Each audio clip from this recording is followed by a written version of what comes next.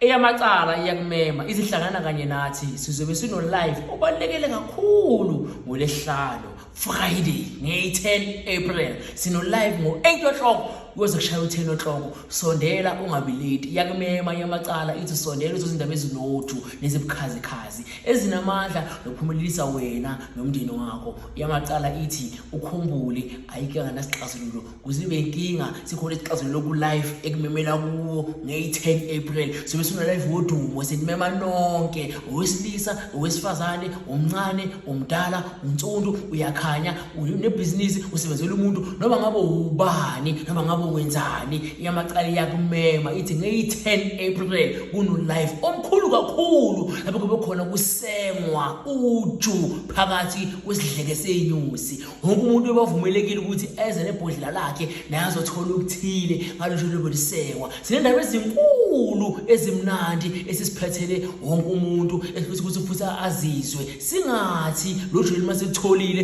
bese silisenga sisodwa ngoba phela singabantu babantu umuntu ngamuntu. Nawe lapha ekhaya ngiyakumema ngisiwoza nomndeni wakho nihlangane nenyanga yamacala umkhonde bezisa ku live wakhe ozobe ku TikTok nge-10 April ngo-8 PM.